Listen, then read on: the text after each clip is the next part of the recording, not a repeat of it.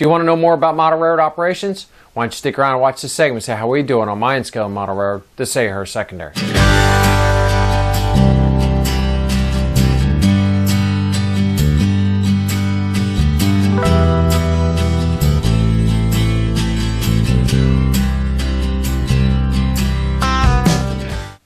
Hello everyone, Joe from Central Jersey Conrail and N-Scale. Welcome back to the Operations Series. So today we're going to get started on a new operations cycle here on the layout. Layout's in a configuration that's good for running, so I figured today's a good day to get this all shot. What we're going to do is I'm going to go ahead and shoot the video for the whole series and then we'll release it. Don't forget we're going to be doing that new format now where I'm not going to be answering your questions at the beginning of each video. So I'm going to keep up on the questions and comments as the videos are released. Also, this time I'm going to do something a little different to begin with here. I'm going to show you how we set the yard up and get all the trains broken up and ready to run before we actually get into each train video. Okay, so something else new for this series. So today is Tuesday, August 13th. Just got off work in the weekend. Had a long, tiring weekend. Very hot here this weekend. Came home, I was really tired, just looking forward to sitting down and relaxing. My wife, I come through the door, my wife's like, hey, there's a package for you. So I'm like, whoa, I didn't order anything, honest. And, so I look at the packages from Conrail Historical Society. I kind of started scratching my head. As I'm opening it, I kind of flashed back. So let me fill you in. A couple weeks ago, Conrail Historical Society announced that they had located a switch list. A Conrail specific switch list, and they were recreating it and they were going to release it in the Conrail shop so that everybody could buy it. So I was talking to Ed Kapusinski, you know, I talked to him a lot and telling him I was excited about seeing the switch list. So I kind of lost track of it, forgot to pre-order and all that stuff, but this package, I'm looking at it, I'm like, I don't remember ordering anything. So open it up, and to my surprise, the Conrail switch list. There's a note from Ed Kapusinski. He wanted to send this out to me so I could check it out. So what this series, what we're going to do is we're going to demo this, and I'm going to show you how to use it. Because just to let you know, the switch list that we have been using for the last 2 years, it's actually a Southern Pacific prototype a switch list, and I just kind of cut the letterhead off and used it. But this one is Conrail, so I'm very excited to use this because now we're using some Conrail's you know, documentation. So throughout this series we're going to be demoing this, and what I'm going to do is I'm going to put up in the comment section of this video, I'm going to put a link over to the Conrail Historical Society shop. So if you're a Conrail fan, you're doing operations and you want this, go over there and get it. So the Conrail Historical Society has been working tirelessly to preserve the history of Conrail because, you know, it's been 20 years since the breakup, and they've been scouring through all kinds of archives and photos, and they're doing a lot of work making this stuff available to us modelers and the Conrail fans so we can see it. So, but you know, that work that they do, it doesn't come cheap. You know, they need they need money to do all the projects they want to do, to preserve all the freight cars that they want. So these switch lists that are available on at the shop, that money is going to go to help the Historical Society to do all these good things that they're doing, like producing this. So I'm going to ask you Conrail fans, if you're interested, go over there, check out Conrail Historical Society. I'm going to put the link in the comments for this video so you can click and go right to the shop so you can get these and be helping them out to a good cause. Okay, so something else I'm going to be adding to the Operation Series is at the beginning of each series we're going to be doing some fun facts. So, fun facts for this date, August 15th, 1988. The weather conditions in New Jersey at Teterboro Airport, they reported it was 96 degrees and scattered clouds. President Reagan was the president. The average price of gas was 91 cents. The average price of a brand new car was $10,400. The #1 song this week was Red Red Wine by UB40. In sporting news, the Mets and the Yankees were off today. The Mets are #1 in the NL East, and they just came off of a doubleheader win with Montreal at Montreal.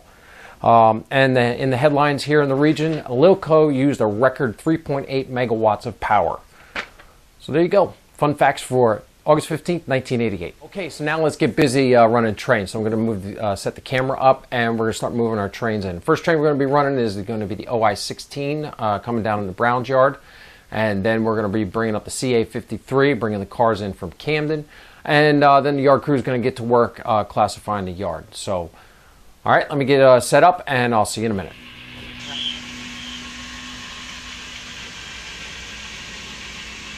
And here comes the OI-16 coming out of SA Junction, heading into Brown's yard.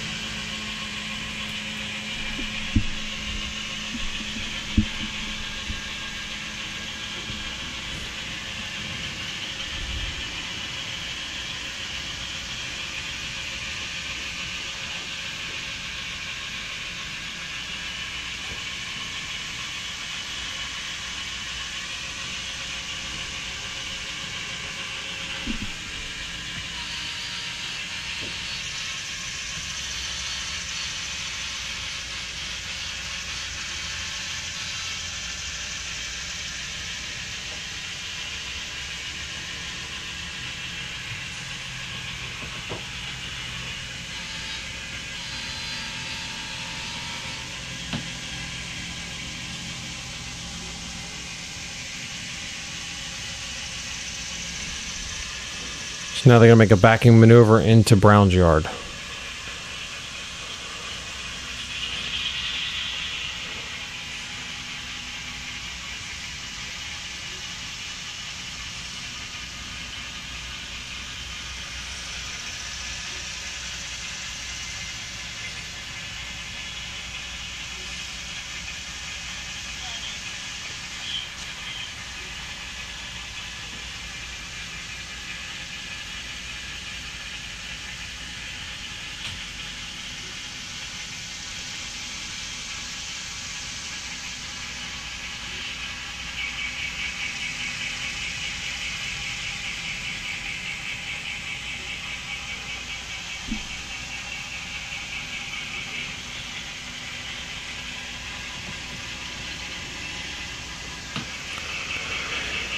Okay, so now the yard crew is going to come on out and get to work.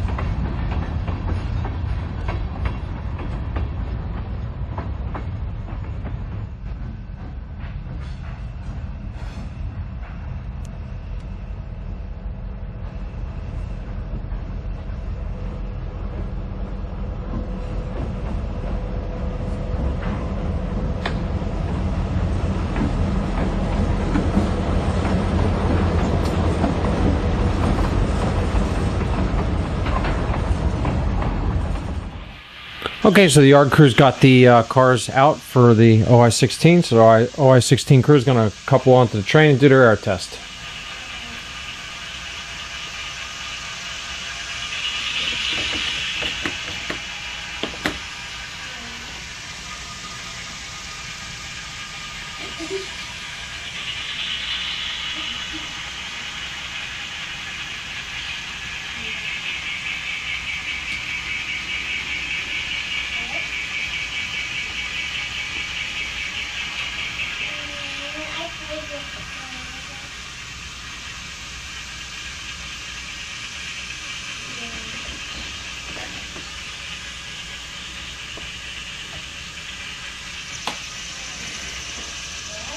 Alright, so while the crew is doing their air test, we're going to go ahead and get our paperwork together.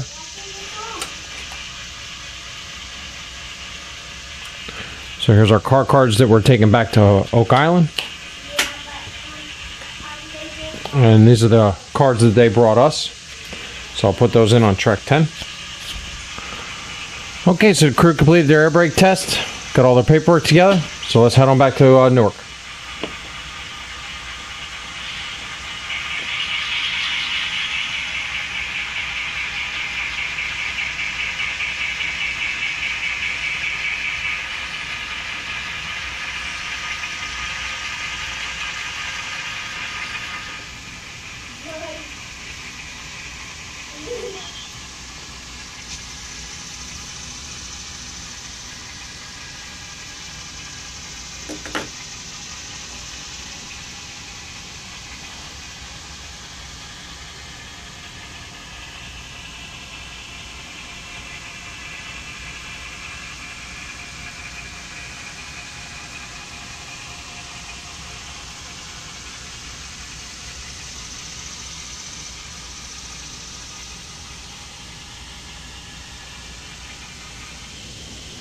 Alright, so now we got the CA53 coming into Brown's yard with their cars from Camden.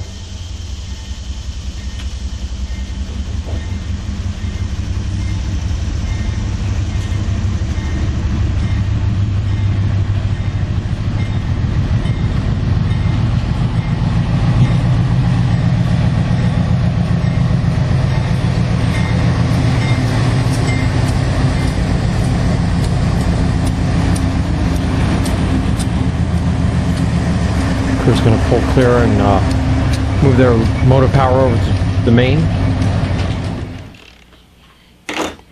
Okay, so now that the road power's out of the way, engine crew's going to come in and start moving these cars into the yard and then pulling the empties to go back to Camden.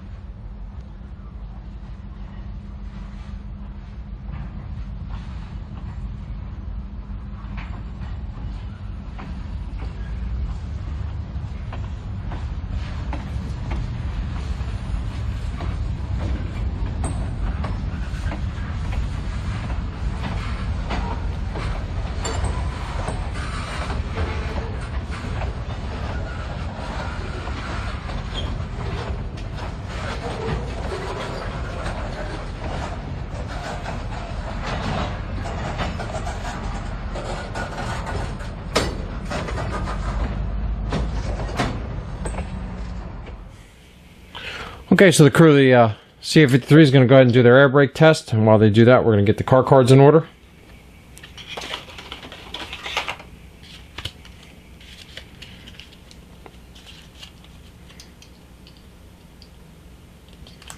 Here's the cars that they're taking with them. The marker in.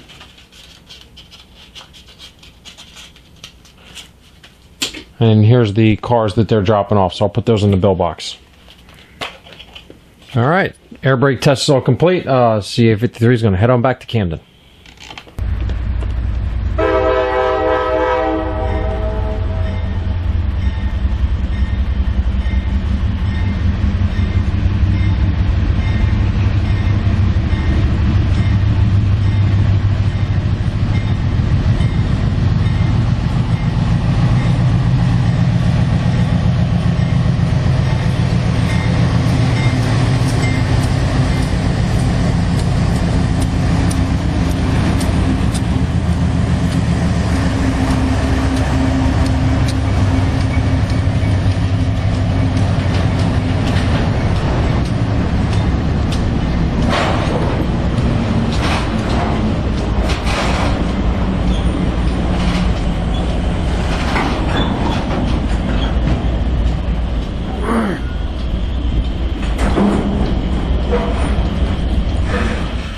Okay, so CA53 is clear. They're headed on back to Camden. The yard crew had a problem with 8072. It wasn't loading properly, so they took that over the house and switched it out for U23B number 2719. So now they got a good power set. So what we need to do now is I've gone ahead and got my bill boxes all set up so that I can start classifying all these new cars that we got in. So I'll get set up and you can watch. Okay, so what we're going to do first, the yard crew is going to get in position. We're going to move the cars on track number 8 first because I need that hole to build some trains.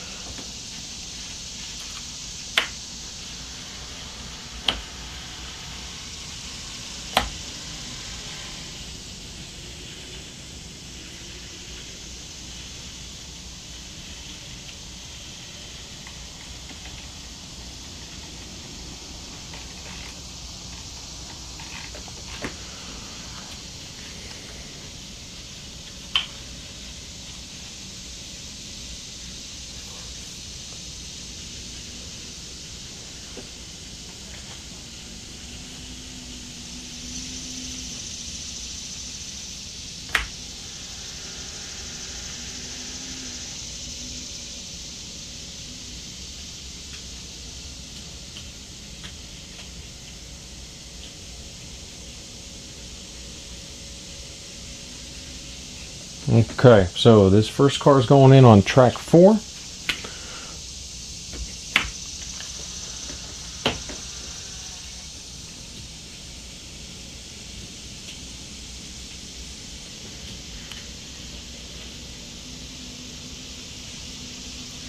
Okay, so the way I'm going to change up the way I do my yard switching. So after talking to Ed about his train crew software, he told me that the way I'm doing my yard switching is incorrect. So this is the way you're supposed to do it. And he got his information from a prototype railroader. So what you're supposed to do is you push the string all the way down into the classification tracks to the end, and you set your handbrake on the last car.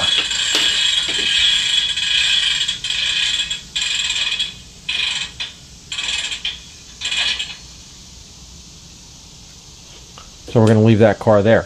So you put 2 cars at the end and set those handbrakes, and then everything after that in the string can be left without the handbrakes because those 2 cars in the back will hold it. Now that's if your yard is flat, and then each yard is different based upon if it's got geography or not, how many cars you need to hold it. So we're going to go because it's basically flat, and we're going to say that 2 cars is sufficient. So that first car goes there. Now we got to make our move over to track number 5. Track number 5 is the hole that I've assigned for the SA39. That car there that I've spotted, that's spotted for the SE33. Track 4 we're going to be using for two different trains at this time, the 33 and the 35. Okay, throw that turnout, and we're going to back all the way in to drop that tank car for the 39.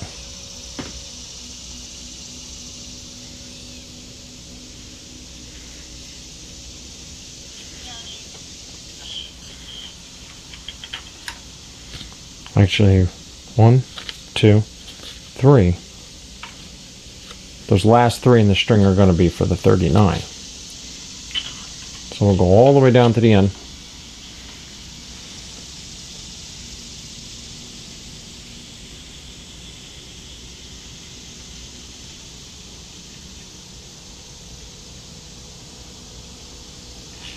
Right there. Now we're going to set 2 handbrakes for the last 2 cars.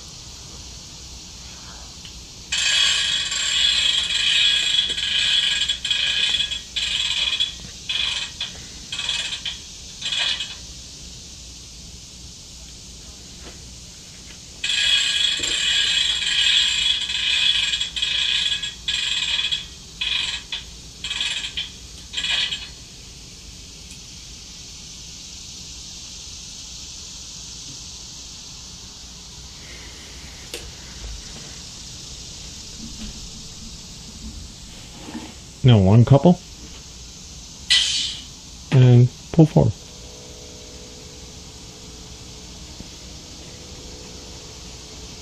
Now the next group of cars is going to the SAO2, which is over on track 7.